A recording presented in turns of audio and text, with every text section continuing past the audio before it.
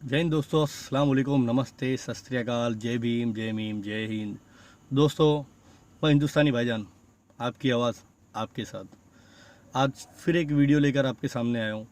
और इस वीडियो का भी मतलब और मकसद सिर्फ और सिर्फ लोगों को जागरूक करना, लोगों को सच्चाई के रास्ते पे लाना और लोगों को ये बताना कि हमारे देश के अंदर जो पाप बढ़ रहे हैं उस पाप के खिलाफ और उसके अगेंस्ट खड़े होना है हमें, और हमें उस पाप को इस देश से उखाड़ फेंकना है।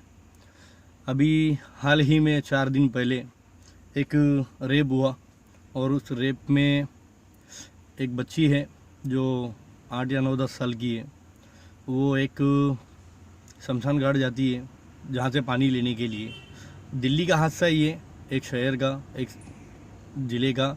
और वहाँ पर वो बच्ची रोज़ शायद पानी लेने के लिए जाती थी और उस बच्ची के साथ में वहाँ के 4 लोगों ने मिलकर शमशान घाट में उसका रेप किया। उसकी फैमिली को बुलाया और बताया कि तुम्हारी बच्ची मर चुकी है और हमने उनका अंतिम संस्कार कर दिया, यानी हमने उसको जला डाला, उसको अग्नि दे दी हमने। और दूसरी चीज़, अगर इन लोगों ने इतना ही गिरा हुआ काम किया है, वहाँ कुछ पॉलिटिशियन भी गए और कुछ नेता भी गए।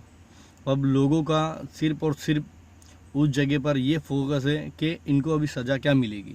और कुछ लोगों को मैं अभी भी बता दूं, जो छूतिए कभी कभार मुझे कमेंट में ऐसा पूछते हैं कि भाई कौन लड़की है, किसकी है, तुमने देखे क्या, तुमने देखा है, आपने देखा है। अबे यार, मेरे को मत पूछ कि मैंने देखा है। तेरी बहन के साथ रेप होगा, मैं नहीं देखूँगा। बेटी के साथ होगा, मैं नहीं देखूँगा। तेरी बीवी के साथ होगा, मैं नहीं देखूँगा।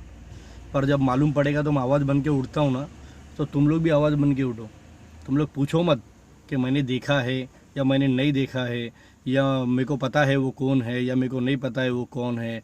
अबे पता होता ना साले कि वो किसी के साथ रेप करने जा रहा है और एक बच्ची के साथ, साले उसकी वो जगह तो काटता ही, वो भड़वे के बच्चे की जबान और गर्दन भी काट देता वहीं पकड़ के। पर उसको इतना घिनौना काम करने, इतनी जलील हरकत करने मैं नहीं देता।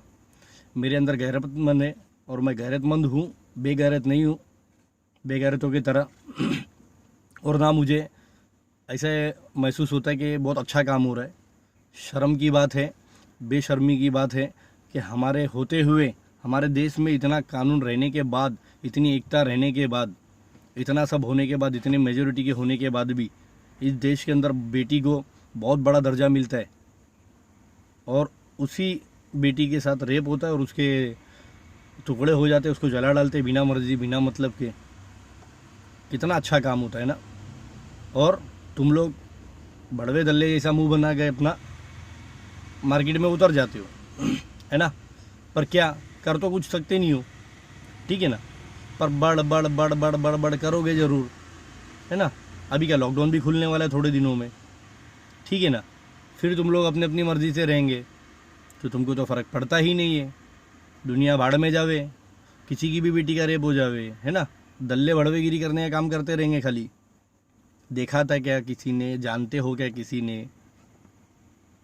वाह रे वाह।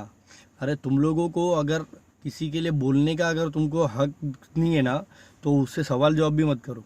और अगर तुम किसी के लिए उठ नहीं सकते हो, किसी के लिए आवाज़ नहीं उठा सकते हो ना, तो कम से कम दूसरे की आवाज़ को भी मत दबाओ, समझे।